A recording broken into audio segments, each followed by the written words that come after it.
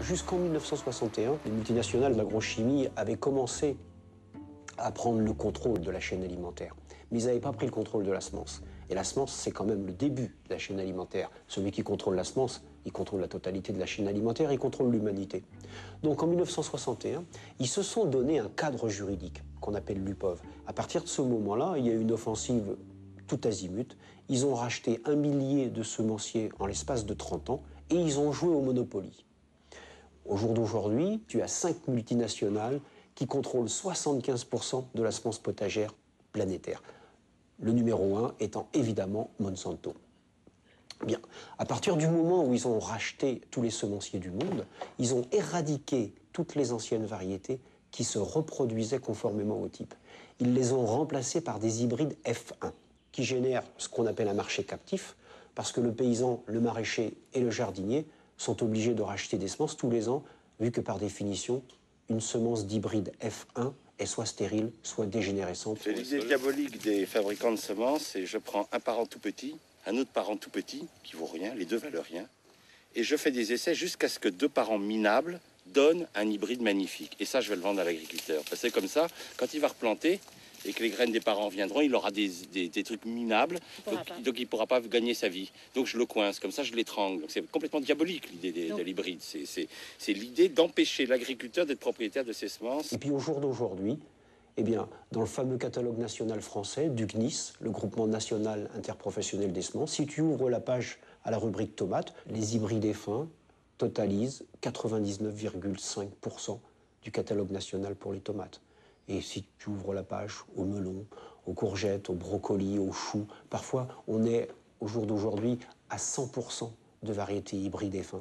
Et donc il est interdit de commercialiser, de cultiver, de distribuer des semences de toute variété qui ne soit pas inscrite sur cette liste nationale. Maintenant, on leur impose des variétés hybrides qui sont pas forcément, qui ont été sélectionnées en Beauce ou je sais pas où, puis eux, ils habitent pas du tout ce coin-là, et puis évidemment, ils sont pénalisés parce que la plante est sensible, il lui faut de l'eau, alors on dit, mais attendez, on va vous vendre de l'irrigation, alors qu'avant, ils avaient des variétés rustiques qui poussaient sans eau. Donc, vous voyez, ils se font prendre dans tout un piège qui après les force à irriguer, du coup, après, on les traite de polluants, alors que c'est tout le système qui les a emmenés à polluer.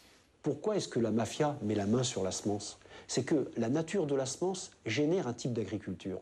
Donc, une semence de nature OGM ou de nature hybride F1 appelle tout un package technologique, à savoir tous les intrants, les pesticides, les herbicides, les fongicides, etc., et les fertilisants de synthèse qui sont faits à base du pétrole.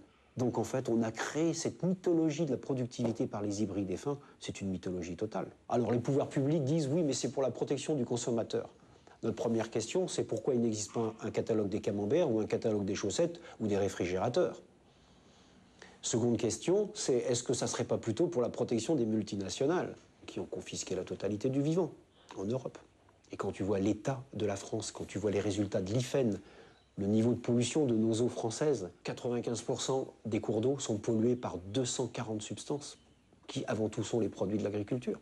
On met les bandits et les gangsters en prison, mais quand est-ce qu'on mettra les empoisonneurs publics aussi en prison? Monsanto, c'est quand même l'entreprise qui a fait l'agent orange, qui fait qu'il y a toujours des milliers d'enfants qui naissent anormaux au Vietnam. Premiers empoisonneurs de la planète, ne vous inquiétez pas, ils ont tout le soutien politique autour d'eux. C'est terrible, mais c'est comme ça. On a donné le prix Nobel à ceux qui ont trouvé la bombe atomique. On a donné le prix Nobel à celui qui a trouvé le DTT. Sympathique le DTT, qui a tué des milliards d'abeilles et d'insectes dans le monde. On a donné le prix Nobel à celui qui a fait la révolution verte, qui a stérilisé hectares dans les pays tropicaux, qui a affamé toute l'Afrique et tout. Chaque fois que vous trouvez un truc qui va dans le sens de l'industrie, mais pas dans le sens de la vie, vous inquiétez pas, vous aurez le prix Nobel. Donc on n'aura pas le prix Nobel. Aucune chance, tu n'as strictement aucune chance. Tu renonces, tu oublies. Oh, on oublie. Tu vois, je pensais qu'on allait l'avoir. Non, ça s'est râpé.